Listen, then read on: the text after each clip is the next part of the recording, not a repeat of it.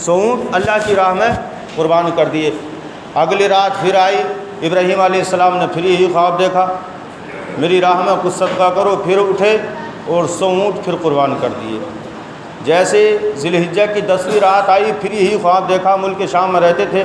جب یہ خواب دیکھا تو حضرت ابراہیم علیہ السلام نے رب کی بارگاہ میں عرض کی، مولا یہ تو بتا تو کون سی چیز کی قربانی مانگتا ہے، کون سی چیز تیری راہ میں قربان کروں؟ اللہ نے فرمایا، میرے خلیل جو چیز تمہیں سب سے زیادہ عزیز ہو، جو چیز تمہیں سب سے زیادہ پیاری ہو، اس چیز کو میری راہ میں قربان کرو۔ اب حضرت ابراہیم علیہ السلام سمجھ گئے کہ اللہ جو ہے قربانی جو مانگتا ہے میرے بیٹے کی قربانی مانگتا ہے۔ تو ابراہیم علیہ السلام ملک شام میں رہتے حضرت سارہ کے ساتھ، اور حضرت اسماعیل علیہ السلام مکے میں رہتے تھے حضرت ہاجرہ کے ساتھ۔ جیسے ہی رات کو خواب دیکھا ہے، صبح ہوئی، اونٹنی پہ سوار ہوئے اور حضرت ہاجرہ کے پاس پہنچے، اور پہنچنے کے بعد میں حضرت ہاجرہ سے فرمایا، اے میری بیوی، اپنے بیٹے اسماعیل کو تیار کرو، نہلاؤ، اچھے کپڑے پہناؤ، دلہا بناؤ۔ عرض کرتی ہیں، کیا معاملہ ہے شوہر؟ ارشاد فرمایا کہ میں ایک بہت بڑے دوست سے ملانے لے کر کے جا رہا ہوں، بہت بڑے دوست سے ملانے لے کر کے جا رہا ہوں۔ تو حضرت ہاجرہ نے اپنے بیٹے کو نہلایا، اچھے کپڑے پہنائے اور سرما لگایا، یعنی کہ تیار کر کے حضرت ابراہیم علیہ السلام کے ساتھ اپنے بیٹے اسماعیل علیہ السلام کو کر دیا۔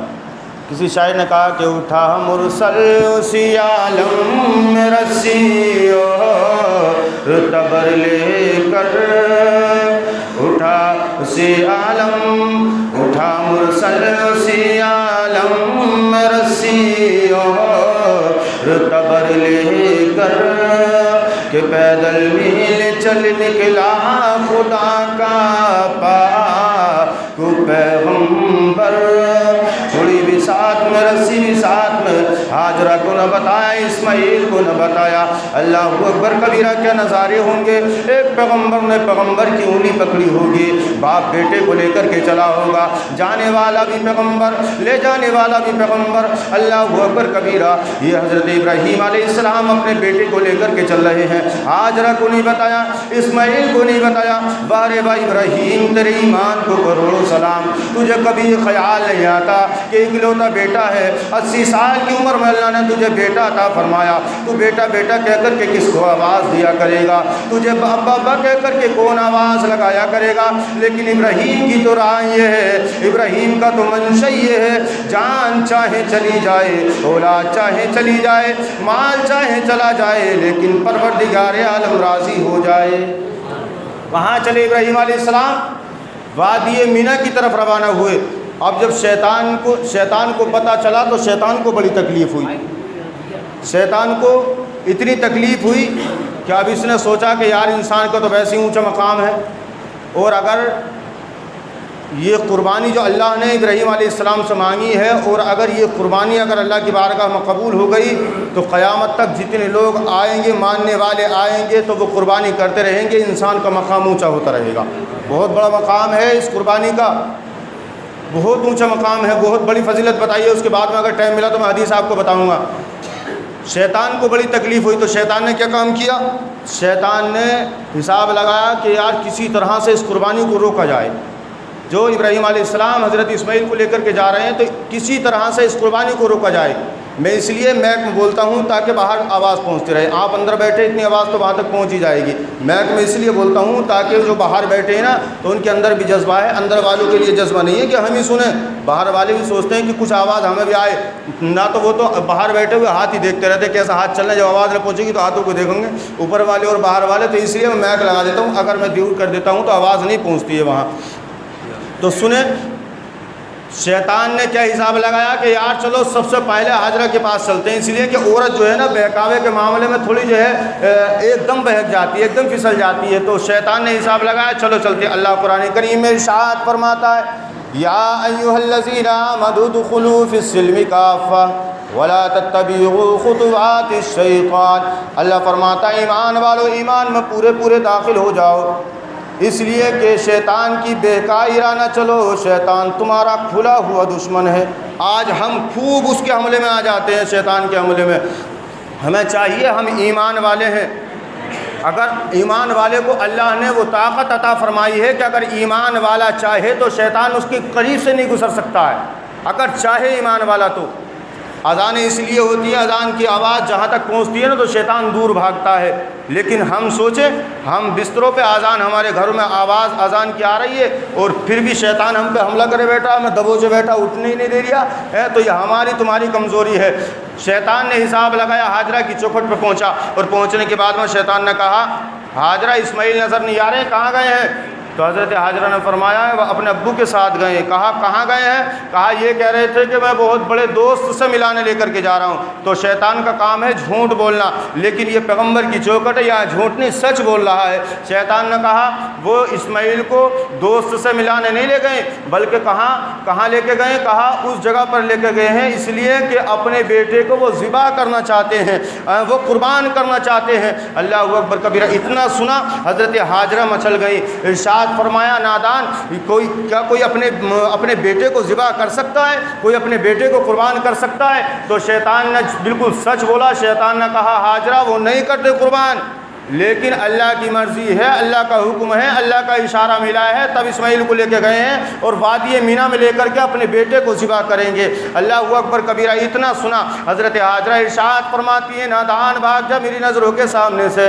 اس لیے کہ تو مجھے شیطان معلوم ہوتا ہے، تو مجھے میرے ایمان پہ ڈاکہ ڈالنا چاہتا ہے، مجھے پھسلانا چاہتا ہے۔ حضرت ہاجرہ نے فرمایا بھاگ جا میری نظروں کے سامنے سے، ارے اللہ نے مجھے ایک اسماعیل دیا ہے، اگر ایسے 1000 اسماعیل اللہ دیتا تو میں 1000 اسماعیل کو اللہ کی راہ میں قربان کر دیتی، 1000 بیٹوں کو اللہ کی راہ میں قربان کر دی۔ شیطان نے سوچا یار یہاں تو معاملہ بنا نہیں، یہاں تو دال گلی نہیں، اب یہاں سے آگے چلا جائے تاکہ کچھ اب جو ہے حملہ جو ہے اسماعیل علیہ السلام پہ کیا جائے، ہو سکتا ہے وہ بچے ہیں، اس لیے کہ 9 سال کی عمر تھی ان کی، 9 برس کی عمر تھی۔ تو حضرت اسماعیل علیہ السلام کے پاس شیطان پہنچا اور پہنچنے کے بعد میں کہا اسماعیل کہاں جا رہے ہیں؟ تو اسماعیل علیہ السلام نے ارشاد فرمایا اپنے ابو جی کے ساتھ جا رہا ہوں اور میرے ابو مجھے بہت بڑے دوست سے ملانے لے کر کے جا رہے ہیں، بہت بڑے بادشاہ سے ملانے لے کر کے جا رہے ہیں۔ تو شیطان نے کہا تمہیں ملانے نہیں لے کے جا رہے ہیں؟ کہا کہاں لے کر کے جا رہے ہیں؟ کہا تمہیں ذبح کرنے لے کر کے جا رہے ہیں،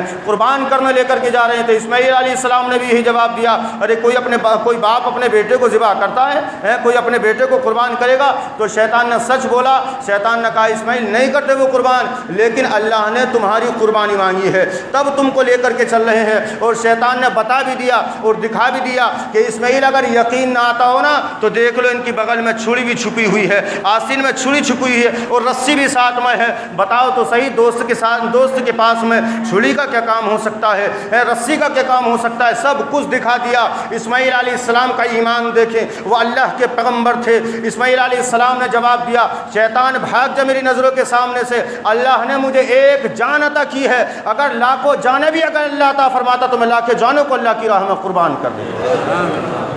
دیکھیں ان کا ایمان تھا، اور اپنے ایمان کا محاسبہ کریں، اس لیے کہ یہاں جو تقریریں ہوتی ہیں نا صرف مزے لینے کے لیے نہیں ہوتی ہے، بلکہ ان کو اپنے اندر جھانکنے کے لیے ان کی تاریخ کو پڑھا جاتا ہے، سنا جاتا ہے، اس لیے کہ ان کی زندگی سے ہم سبق حاصل کریں، ہماری زندگی کس طرف جا رہی ہے۔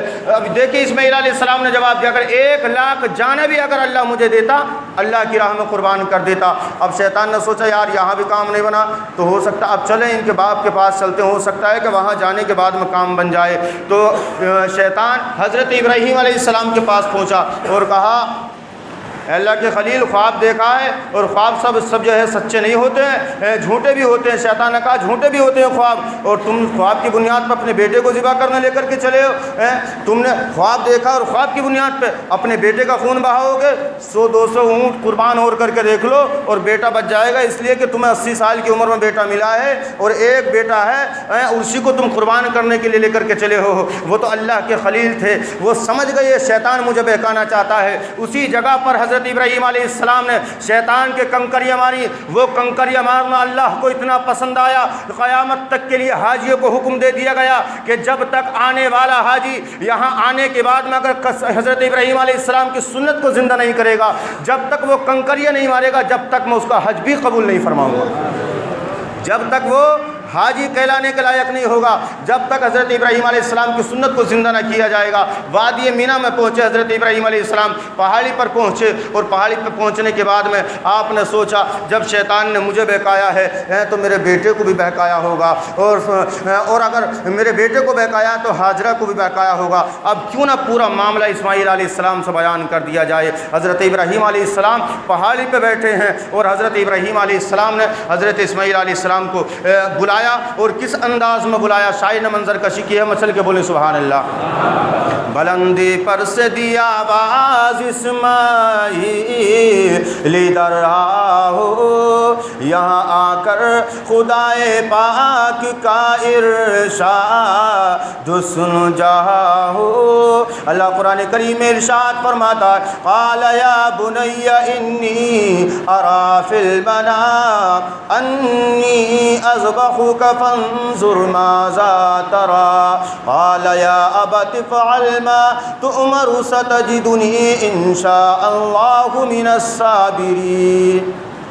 اللہ تبارک و تعالیٰ نے قرآن کریم میں نقل فرما دیا، حضرت ابراہیم علیہ السلام نے ارشاد فرمایا بیٹا اسماعیل میں نے خواب دیکھا، یہاں تمہارا لانے کا جو میرا مقصد ہے وہ صرف یہی مقصد ہے، اللہ نے مجھے حکم دیا ہے، رات میں نے خواب دیکھا ہے کہ میں تم کو اپنے ہاتھوں سے ذبح کرنا چاہتا ہوں، میں تم کو ذبح کر رہا ہوں، اللہ کی راہ میں تمہیں قربان کر رہا ہوں۔ اے بیٹے میں نے تمہیں اپنے پاس میں اس لیے بلایا، اب تم بتاؤ تمہاری کیا رائے ہے، تمہارا کیا مشورہ ہے۔ حضرت اسماعیل علیہ السلام نے جواب دیا میرے ابو جان قال یا ابت فعل ما تؤمر ستجدنی ان شاء اللہ من الصابرین۔ حضرت اسماعیل علیہ السلام عرض کرتے ابو جان جو اللہ کی طرف سے تمہیں حکم ملا ہے اس میں تاخیر نہ کیجئے بلکہ جلدی کیجئے، اور رہی میری بات ستجدنی ان شاء اللہ من الصابرین، آپ مجھے صبر کرنے والوں میں سے پاؤ گے، انشاءاللہ آپ مجھے صبر کرنے والوں میں سے پاؤ گے۔ جو اللہ کی طرف سے آپ کو حکم ملا ہے